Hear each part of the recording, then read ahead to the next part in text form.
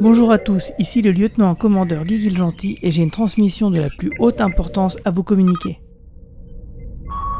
This new signal is the fourth of 7. It appeared over the Klingon planet of Boreth.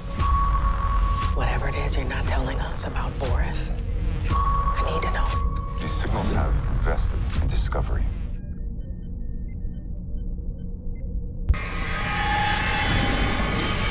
Bonjour à tous et bienvenue sur la passerelle de ma chaîne YouTube pour parler de Star Trek Discovery. Mais avant de recevoir notre invité du jour, je tiens à faire une petite page promotionnelle pour vous parler de ma bande dessinée Zone 57, dont le dernier épisode vient juste de sortir. Vous aurez donc plus de détails dans les commentaires et dans la description de la vidéo. Donc je compte sur vous. Donc ce soir, nous allons recevoir Emmanuel Pedon, et nous allons parler des épisodes 12 et 13 de la saison 2 de Star Trek Discovery. But you must not dismiss the importance in defeating Control. That's a Section 31 ship. They are all Section 31 ships. They're coming for us. The signal brought us here for a reason.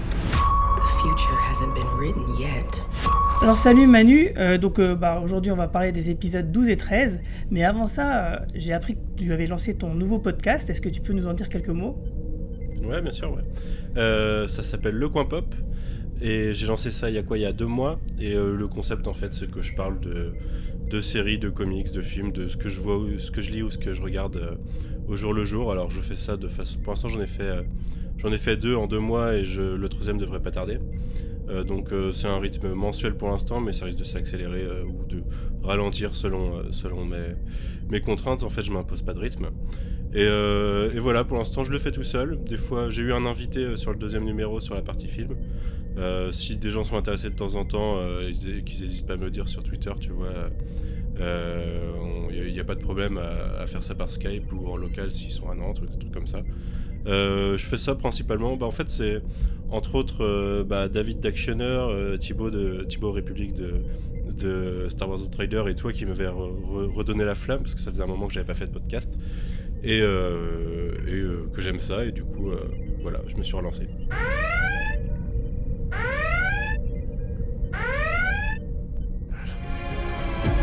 Something out there that intervenes before all is lost.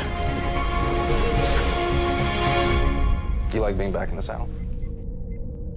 Eh ben super, donc on va commencer par l'épisode 12, intitulé À travers la vallée des ombres.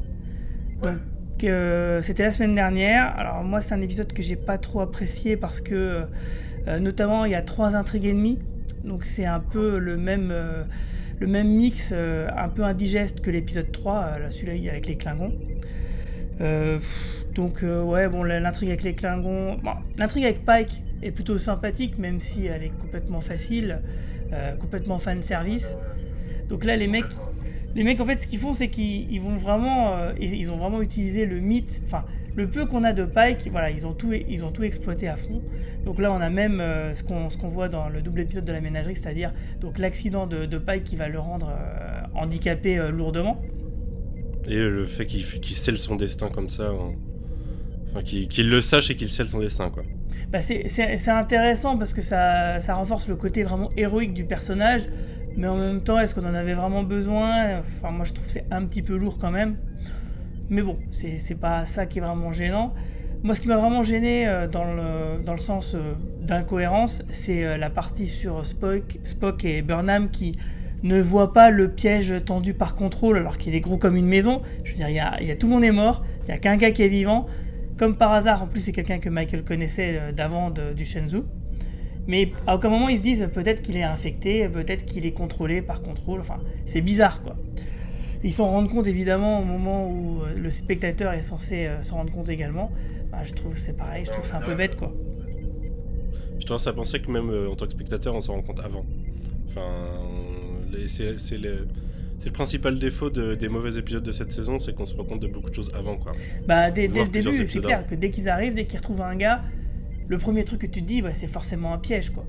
Déjà, j'étais content qu'on fasse pas cet après-épisode la semaine dernière et qu'on le fasse ce soir, parce que cet épisode laissait un grand goût d'inachevé. En fait, là, le final est en 2 parties, mais au final, c'est quasiment 3 parties. Les 3 s'enchaînent complètement et ça finit sur des cliffhangers. Je trouve que depuis 2-3 épisodes, ça a un peu rebaissé de niveau, c'est un peu redevenu plus bête. plus facile, plus bête, quoi. C'est exactement ce que l'épisode j'allais de Red dire. Angel, quoi. C'est qu'effectivement, le milieu de la saison, enfin même le début était plutôt sympathique. Et là, on est retombé dans les travers presque de la saison 1. C'est vraiment dommage. Il y a des erreurs scénaristiques, des erreurs assez bêtes. Je trouve des incohérences. Si tu réfléchis un minimum au voyage temporel, il y a plein de réflexions qui collent pas. Et des personnages comme Spock devraient tilter tout de suite qu'il y a des choses... tu vois, je spoil un peu sur l'épisode de cette semaine, mais la réflexion qu'il fait sur ce à quoi est destiné Burnham, il aurait dû se la faire il y a 3 épisodes, cette réflexion. Ah, c'est clair. Et oui, du coup, je trouve qu'on est un peu dans des épisodes qui sont un peu mous, qui redescendent. Je trouve... Enfin, on en reparlera tout à l'heure, mais j'ai un peu peur d'un Leland précurseur des Borg, mais ça... je vois pas comment ça peut se faire, mais en même temps je trouve que la référence est beaucoup trop évidente. En fait, le struggle is useless. Enfin, je veux dire, voilà, mon premier rapport avec Star Trek, c'est... Excuse-moi, j'ai failli dire Star Wars. C'est à cause du trailer qui est sorti aujourd'hui. Voilà. Mais mon premier contact avec Star Trek fut Premier Contact, et sur la jaquette de la VHS que j'avais acheté, c'était marqué Resistance is futile, et là on me sort un struggle is useless. Je sais que à peu près 90% des spectateurs se sont fait la même réflexion de est-ce qu'ils seraient pas en train de nous faire l'origine des Borg, est-ce qu'ils foutraient pas un peu de notre gueule. Ouais, je trouve qu'ils auraient mieux fait de faire une saison plus courte et essayer d'en faire un petit peu moins, et de le faire plus intelligemment, de faire de s'éviter beaucoup de soap opéra autour de Burnham. Bah surtout oui, ça c'est clair, c'est vraiment je vais complètement dans ton sens. Moi je dirais même, plutôt qu'avoir une saison plus courte, peut-être ils auraient dû faire une saison plus anthologique, avec moins d'épisodes, moins de temps d'antenne consacré au fil rouge principal de la saison, qui est l'histoire de l'Ange Roule et de Contrôle. Déjà parce que c'est long, ça tire en longueur, et du coup ça remplit avec du soap opéra, comme tu le dis, et c'est vraiment au bout d'un moment c'est indigeste, hein. Bah, l'épisode de cette semaine, on va en reparler, mais c'est quasiment un épisode d'adieu pendant 30 minutes, quoi. C'est ça, c'est exactement ça. C'est chaud. Mais pour en revenir, parce que j'étais un peu parasité sur l'épisode en lui-même de la semaine dernière, l'intrigue de Burnham et Spock, ouais, voilà, c'était évident, quoi, c'était couru d'avance, et ok. En même temps, une fois que t'as compris qu'ils vont faire ça, bon bah ils le font. L'intrigue de Pike, moi j'ai bien aimé, parce que j'aime bien le personnage, et ok. Ils ont une grosse facilité cette saison à essayer de vraiment tout raccrocher à ce qu'on connaît de l'univers originel, enfin des séries originelles. J'aime quand même le personnage de Pike, et même s'ils en font trop, j'apprécie l'acteur, j'apprécie qu'ils en font. Et quand tu vois, si c'est pour avoir une petite phrase, je sais plus ce qui sort, enfin, en gros, il dit qu'il est à Starfleet pour certaines valeurs, il va pas les renier parce qu'il sait ce qui va lui arriver. Et tu vois, c'est quelque chose que j'aime bien, mais ça me fait d'autant plus regretter le fait qu'on risque de plus l'avoir en saison 3. C'est clair, c'est que l'acteur est vraiment très charismatique. Le costume, l'uniforme lui va très bien. Il le fait vraiment très bien. Franchement, c'est comme... il y a vraiment des bons éléments de casting, hein. Spock également. Donc c'est vrai que franchement, moi, ça me fait regretter que la saison 3, ce soit pas l'Enterprise, qu'on suive pas Spock et Pike et numéro 1 dans des aventures qui seront forcément plus intéressantes, parce que les personnages eux-mêmes sont déjà plus intéressants. Mais bref, en tout cas, c'est vrai que cette partie-là, c'est la moins pire de toutes.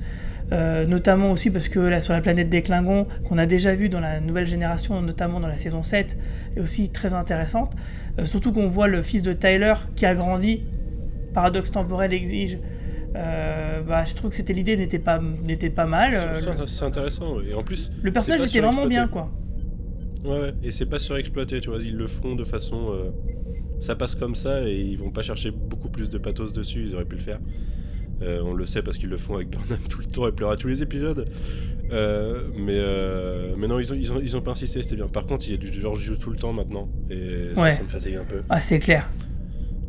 Parce que je sais qu'ils ont besoin de le lancer, leur spin-off, dans un an, mais... Ouais, j'aime pas le perso. Je suis pas certain que le spin-off, finalement, il arrive à bon port, hein, parce que ce personnage-là, il n'y a pas grand monde, finalement, qui semble accrocher, et c'est vrai qu'elle est quand même très très lourde, et je vois pas sur quoi la série pourrait tenir, quoi. On verra.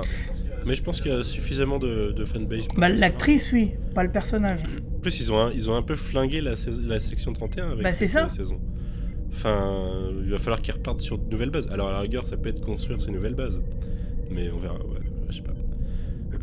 En tout cas, la direction de la saison fait que la série ressemblera forcément pas à ce dont je m'attendais, tu vois. Tout à fait.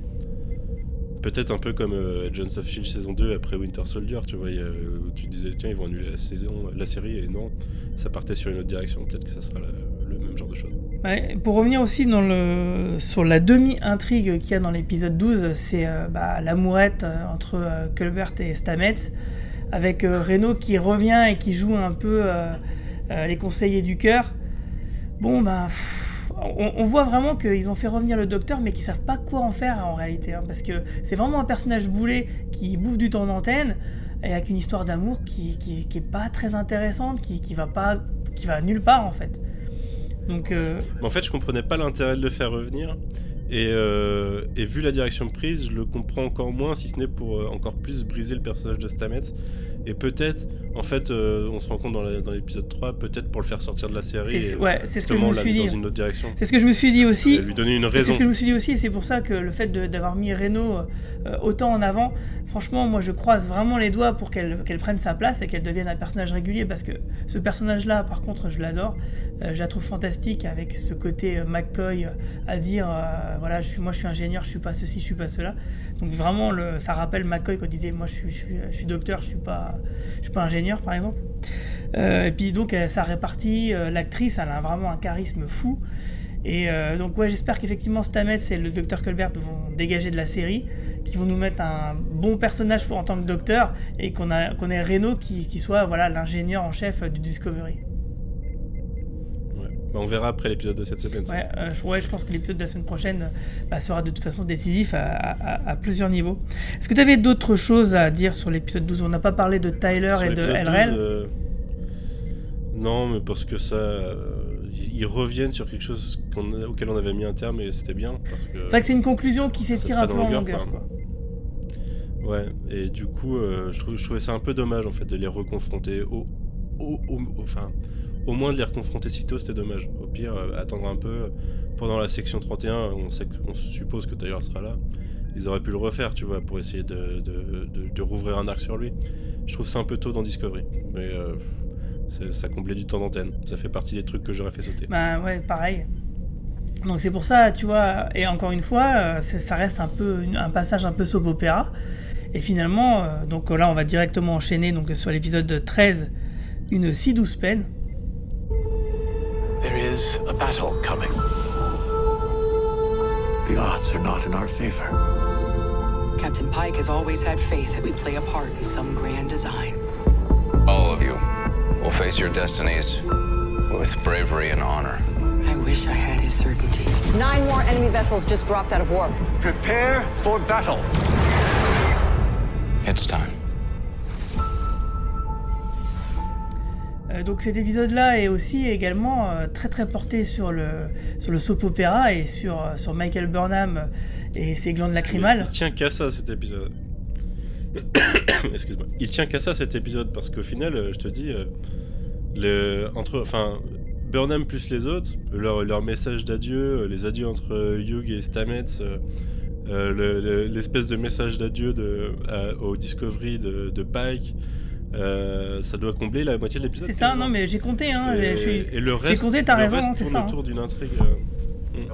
Le reste tourne autour d'une intrigue qui est annoncée depuis la fin de l'épisode d'avant. Et au final, moi, alors je vais pas dire que j'ai pas aimé cet épisode. En fait, j'ai aimé cet épisode sur l'Enterprise et sur les interactions entre vaisseaux, et tu vois, d'un point de vue purement technique et purement fanservice pour le coup. Mais je crois que Burnham, elle doit pleurer à 3 moments différents dans cet épisode. Au moins, ouais. Et à un moment, il va falloir faire un jeu à boire là-dessus. Parce que on sera vite bourré. Autant au début, je trouvais qu'on tapait un peu trop sur elle, mais ça va, elle conservait quelque chose. Autant, cette demi-saison, depuis 5 épisodes, elle pleure vraiment à tous les épisodes. Et c'est devenu alors je crois qu'à part 2 épisodes de toute la saison, je crois qu'elle a l'œil humide à tous les épisodes. Mais vraiment, au moins une fois par épisode. À vérifier. Hein. Mais elle pleure pour tout. Je veux dire, à un moment, je me demande si elle parle pas à Georgiou et elle pleure parce que voilà, il y a de l'émotion, alors que c'est un personnage, c'est pas son personnage avec lequel elle a évolué, c'est un autre personnage, tu vois. Leur relation est totalement forcée. Et toute façon, ce qu'ils font avec cette Giorgio du Mirror Universe, avec le petit clin d'œil de Pike à la fin, je trouvais ça marrant, mais c'est totalement... ça colle pas du tout au personnage, tu vois. On sent qu'ils essayent de transformer le personnage qu'ils avaient en saison 1 pour en faire un personnage digne d'une série télé, mais ça marche pas. Mais sinon, ouais, alors du coup j'ai bien aimé une partie de ces moments soap opéra. En fait, tous les moments un peu hommage surtout la partie hommage à Pike avant qu'il quitte le Discovery et quand lui il va passer le flambeau. Putain, j'ai pas eu ce nom. À notre Kelpier, voilà, ça roule. Et ça j'ai trouvé ça bien, tu vois. Alors oui, c'est forcé, oui, ça prend trop de l'épisode, mais c'était intéressant. Mais ça aurait pu être compressé avec l'épisode d'avant, probablement. Ce que j'ai trouvé le mieux dans l'épisode, et là ça prouve...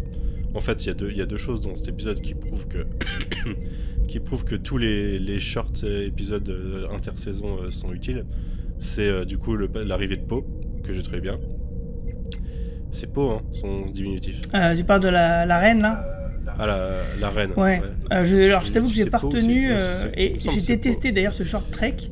Alors, le personnage de Tilly, il faudra vraiment qu'on me l'explique. Cette nana-là, elle va être capitaine. Alors, non seulement déjà, elle est super saoulante à s'introduire dans les conversations où elle n'est pas invitée de la manière la plus mal polie qui soit. Donc, du coup, pour quelqu'un qui intègre une chaîne de commandement, bah, ça le fait pas du tout. Mais en plus de ça, il y a une personne qui est complètement étrangère au vaisseau, qui est infiltrée. Elle la recueille, elle lui donne des conseils, elle devient sa pote et jamais elle alerte la sécurité, quoi. Je me dis, mais qu'est-ce que c'est que cette gonzesse, moi j'ai été étonné que personne était au courant de son passage au final dans l'épisode. Je me disais qu'après le short trek, forcément, quelqu'un serait fermé. Imagine, toi, t'es à bord d'un vaisseau spatial, t'as un personnage comme ça qui s'incruste, t'en parles à personne. Oh non, c'est pas cohérent dans ça va pas du tout. Dans la mythologie Starfleet, ça marche pas. Mais j'aime bien le personnage, je trouve que ça apporte quelque chose d'un peu, tu parles du personnage différent, de tu vois. Le personnage de Poe. Ah. Non, de Poe, du coup. Ouais. Ah, t'aimes pas, toi, a priori. J'aime pas trop son design, qui ressemblerait à une nana très très tatouée et très percée de la Terre de 2019. Donc pas trop extraterrestre pour moi. Non, puis même...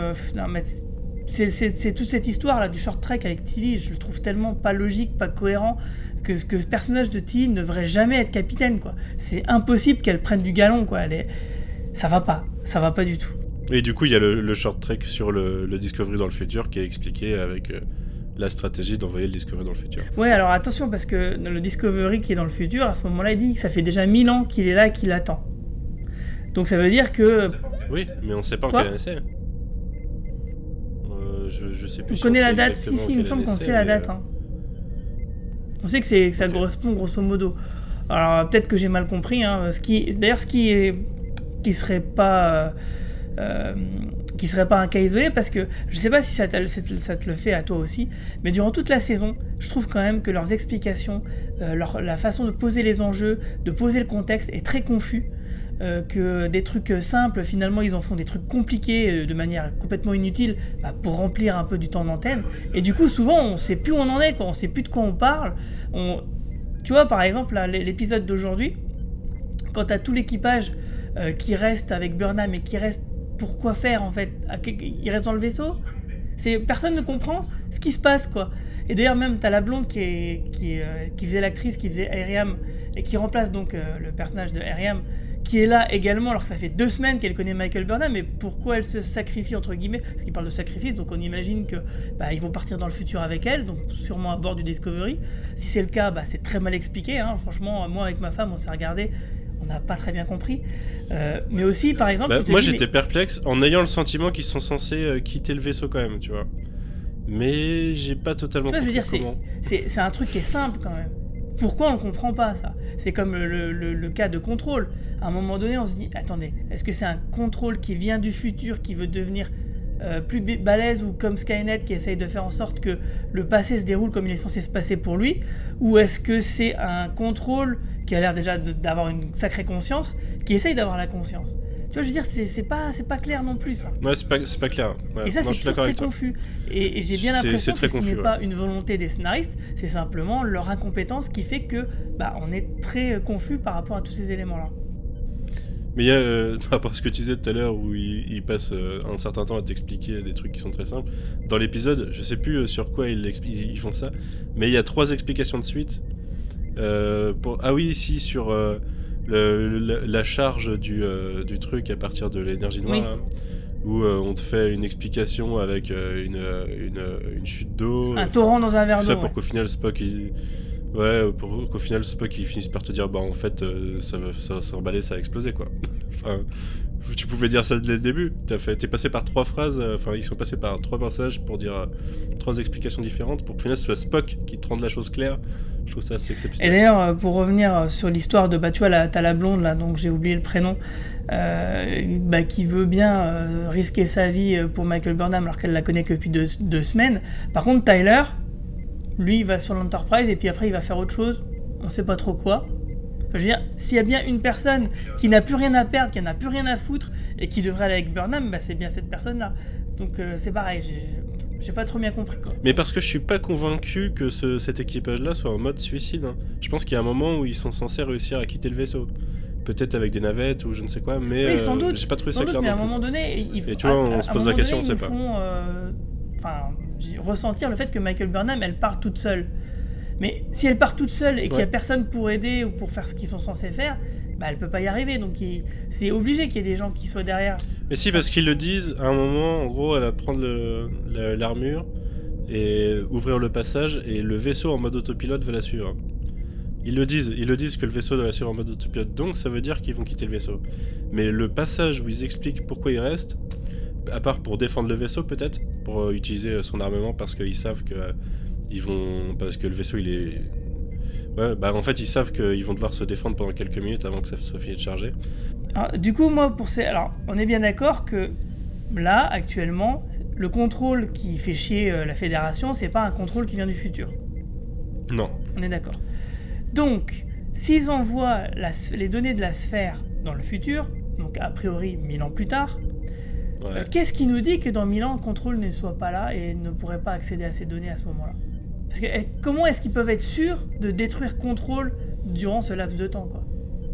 Vu que c'est un truc qui est pas très évolué, qui fout quand même la Fédération et Starfleet à Je crois genoux. que la seule chose, le seul indice, c'est le fait que la mère de Burnham ait dit qu'il n'y a vraiment plus rien dans l'univers au moment où elle est ancrée dans le temps, tu vois. Le fait qu'il n'y ait plus rien, mais après, c'est dur de dire qu'il n'y a plus rien dans l'univers Mais sans oui. explorer. C'est vaste. Comment elle peut le savoir Mais- exactement? Je veux dire, Je sais pas, Control, je c'est une sais forme de vie intelligente artificielle. Donc, elle pourrait très bien être cachée quelque part en attendant, quoi. Ouais. Et d'ailleurs, pourquoi est-ce qu'elle voudrait acquérir une conscience qu'elle a l'air d'avoir déjà, hein, malgré tout? Et d'ailleurs, donc du coup, ça me renvoie sur un message, un mail que j'ai reçu de Charles Albert, qui avait fait l'émission avec moi la semaine dernière. Et il m'a parlé d'une théorie qu'a eu son frère concernant les Borg, que j'ai trouvé qui était pas mal, donc je vais vous lire. Donc pour le frère de Charles Albert, tout ça se passe à cause de First Contact, parce qu'on sait que l'Enterprise a retrouvé des Borg et ont caché leur technologie. Donc en tout cas, ils les ont retrouvés au pôle Nord, hein, il me semble, hein, c'est Starfleet. Mais on sait aussi que Reed, qui était de l'équipage de l'Enterprise, était dans la section 31. D'ailleurs, c'est vrai que c'était les prémices, et d'ailleurs c'était amusant parce que c'était un anglais, donc c'était un petit référence à James Bond. Et il aurait très bien pu refiler le tuyau à la section 31, qui aurait mis donc de la technologie Borg dans l'ordinateur qui allait devenir Control, et ainsi on aurait affaire à de la technologie Borg sans que ce soit les Borg eux-mêmes. Donc pourquoi pas? Je veux dire, je sais pas si on aura vraiment une explication sur l'origine et les réelles motivations et enjeux de Control, mais je trouve que c'était pas, ça se tenait la route, ça tenait la route. Du Nia Borg, en quelque sorte, qui aurait permis de construire C'est ça. Control et qui ferait que serait un peu, il évolue dans le même sens, quoi. Ouais, peut-être, ouais. Voilà, c'est ça, qu'elle utilise un peu des gimmicks Ouais, similaires. c'est pas bête. Alors j'ai pas toute le... Voilà, J'ai pas donc, encore tout moi ce je pense que c'est background, intéressant, ce qui serait bien, Star ça serait Trek, qu'ils mais- disent... J'ai pas tout ce background Star Trek puisque j'en suis encore à la série originale plus quelques épisodes de New Generation et Next Generation et First Contact. Mais ouais, peut-être. Ouais. Parce que moi je sais pas si à un moment il y a une origine des Borg ou pas dans Star Trek. Je sais pas s'il y a une origine définitive, tu vois. Non, il n'y a jamais eu l'origine des Borg en fait. Tout ce qu'on sait, c'est d'où ils viennent, grosso modo, dans la galaxie. Mais on n'a jamais eu vraiment leur origine, quoi. Et c'était pas plus mal comme ça, parce que ça faisait vraiment un peuple mystérieux. On se demandait, mais à partir de quel moment ce peuple-là a pu dévier pour devenir ça, quoi. Ou alors peut-être que c'était une agglomération de plusieurs peuples. C'est pour ça qu'il y a plusieurs théories. Par exemple, la théorie disant que Vidger serait l'origine des Borg, par exemple, du premier film Star Trek. C'est aussi une théorie qui est très courue sur Internet. Et qui se tient aussi, hein, mais bon, qui est pas très intéressante parce qu'elle est très humano-centrée. Et ça voudrait dire que l'humanité est encore à l'origine de beaucoup de choses. C'est quand même plus sympa de se dire que l'univers est tellement grand qu'il y a plein de choses qui peuvent évoluer sans l'humanité, sans la Fédération. Ouais, mais tristement, sans la planète ce que je disais tout à l'heure, Discovery a tendance à vraiment rattacher beaucoup de choses au reste de l'univers Star Trek. Et du coup, essayer de raccrocher des wagons qui n'ont pas forcément besoin de l'aide, quoi. Donc, tout à fait. J'ai un peu peur de ça quand même, que ça vire Borg alors que... Pourquoi ? On verra. Et sinon, pour revenir sur ce que je disais tout à l'heure, c'est vrai que donc moi je me suis plutôt ennuyé devant cet épisode qui est pas spécialement incohérent, enfin en tout cas pas plus que d'habitude, mais que j'ai trouvé quand même ennuyeux à cause de tout ce soap opéra, toutes ces larmes versées, même si elles sont justifiées, ça prend un temps fou et c'est vraiment très fatigant. Par contre, j'ai adoré l'Enterprise. Quand je l'ai vu, je me suis dit le décor il est vraiment classe. Mais oui, c'est bien. Non mais vraiment il est classe parce qu'il est vraiment à l'image de la série d'origine, et quand je pense au film de J.J. Abrams, je me dis mais les gars, pourquoi vous avez pas fait ça, quoi ? C'est les décors blancs dégueulasses d'Apple Store, ça allait pas du tout, alors que vous nous mettez du rouge, les espèces de petites barrières rondes là qui servent à rien mais qui sont jolies, c'est quand même classe. Et même, je sais pas si t'as vu, au mur t'as plein de petits boutons de toutes les couleurs, on dirait un truc de gosse presque. Et tu vois, on y est, t'as même l'espèce de petite lampe de bureau là au poste numéro 1, qui est le poste de Sulu dans la série classique. Ça le fait, quoi. Et même, je sais pas si t'as fait gaffe, alors moi c'est un détail qui n'a pas du tout été mis en avant, mais dans la salle de réunion de Pike, t'as les espèces de 3 petites télés, tu sais, où les mecs ils font des je suis à fond dans la série FaceTime. Donc donc tu vois de quoi je parle, quoi. Et hop, ils ont même mis ça, tu vois, et hop, c'est vraiment... tu le vois que dans un plan large, donc c'est pas du tout mis en avant, mais je trouvais que c'était plutôt sympathique, quoi. Ils ont réinsisté sur l'absence d'hologramme dans le vaisseau.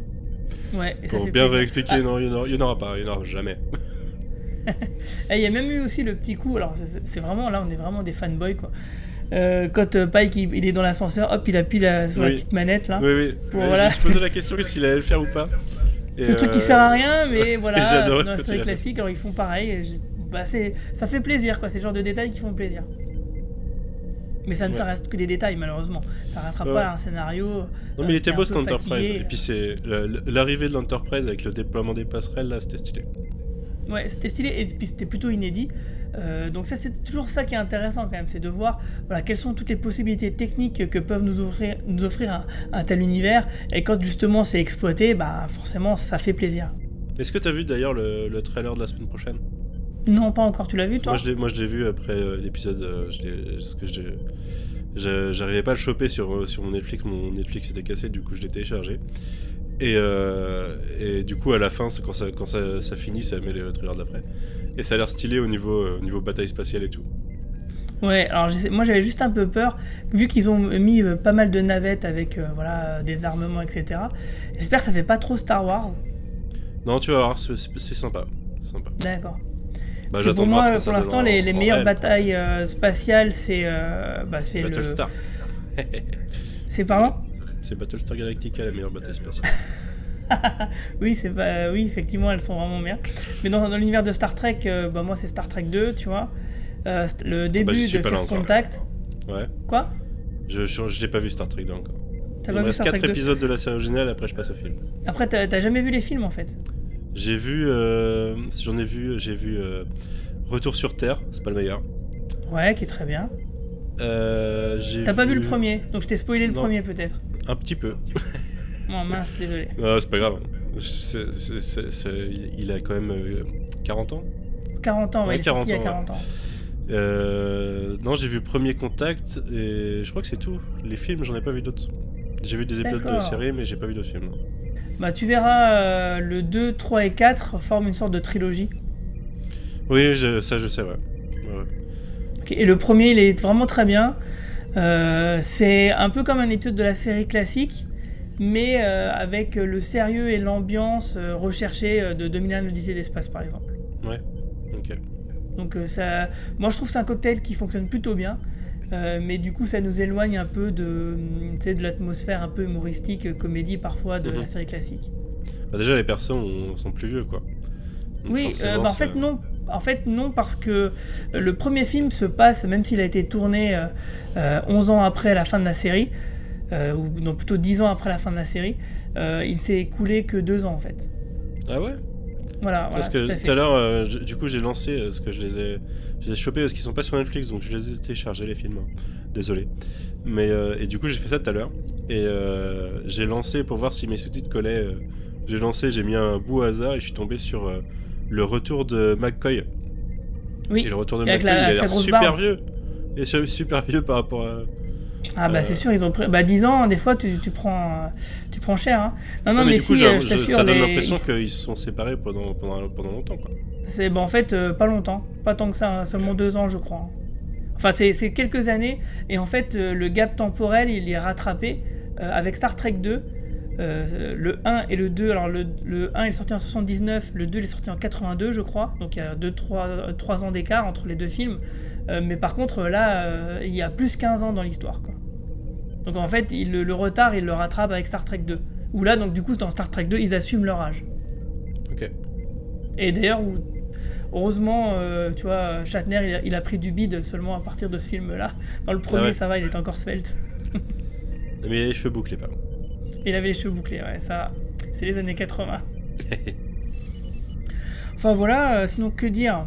Bah moi en tout cas j'espère vraiment que pour la saison 3, voilà, on dégage Stamets et le docteur, qu'on mette Reno à la place. Si Michael Burnham elle pouvait rester dans le futur, j'avoue que je serais pas triste. Moi franchement ce que j'aimerais voir c'est ça, c'est Pike, Spock, numéro 1, Saru, Reno, d'autres personnages. Et voilà quoi, parce que pour moi, là tu vois, là, j'étais quand même bien optimiste, bien content dans la saison 2. Et puis là, depuis quelques épisodes, cette intrigue, elle est fatigante, finalement, elle est pas si intéressante que ça. On dirait presque du Terminator, voilà, c'est ça que je voulais dire tout à l'heure. C'est que non seulement ils nous font une histoire à la Skynet, mais en plus de ça, quand t'as le pote de Michael qui revient en contrôle, quand il lui tire dessus, on dirait vraiment le T-1000 dans Terminator 2, quoi. Donc je trouve qu'ils ont pas beaucoup d'imagination finalement les scénaristes. Donc ceux qui sont fait virer, bah, du coup ils ont posé des bases que ceux qui ont récupéré derrière, bah, ils ont bien été obligés de suivre et de faire avec. Donc on verra bien si cette nouvelle équipe elle réussit à redonner un vrai second souffle avec la saison 3. Mais en tout cas moi pour le moment je suis plutôt déçu. Donc j'attends le final pour vraiment donner mon avis là-dessus, mais ça part pas très positivement, quoi. Il y avait des bonnes choses, franchement il y a eu des bons épisodes, mais dans l'ensemble moi c'était un truc dans l'ensemble je préfère ça la saison 1 quand même. Mais c'est vrai. Mais surtout parce que Pike. Voilà. Dans la saison 1 en Spock. fait c'était la première partie qui était pas terrible et puis la deuxième qui a rattrapé un peu le coup. Là j'ai l'impression que c'est un peu l'inverse, quoi. Donc du coup forcément tu vois, j'ai l'impression que la qualité elle décline, qu'on est arrivé à un pic au milieu de la saison, puis hop, on descend. Donc forcément, ça laisse un arrière-goût dans la bouche et c'est le dernier goût que t'as en fait. Ouais. Mais en fait, je me suis un peu fait surprendre. Je pensais qu'il y avait plus d'épisodes cette saison. Je pensais qu'il y en avait genre 16 et en fait, ça finit la semaine prochaine. Et du coup. Il y en a un de plus que la saison 1. Il y en avait 13 dans la saison 1 ? Il me semble qu'il y en avait 13. Attends, je vérifie ça tout de suite. Il me semblait qu'il y en avait genre 16 moi dans la saison 1. Mais... 16 ? Ouais. Ah, attends, ouais, t'as raison, il y en avait 15. 15, ok. Il y en avait 15. Ah oui, mais c'est parce qu'en fait, les deux premiers, ça comptait pour 1, en fait. T'as la numérotation, et il compte le pilote de 1h30 comme 2 épisodes. Ouais, c'est ça. Voilà, bah écoute, je te remercie d'avoir discuté de Star Trek avec moi. Et puis, je te donne un petit rendez-vous pour... alors, dans 2 semaines, en fait, là, je ferai pas d'après-épisode tout de suite après le final. Je vais laisser un peu reposer. laisser un peu réfléchir sur le final et sur le bilan de la saison. Donc on fera ça avec Yves Raduca de Unification. Mais je t'invite Manu quand même à m'envoyer ton commentaire sur le bilan global de la saison 2. Ok, pas de problème. En attendant, longue vie et prospérité. Salut.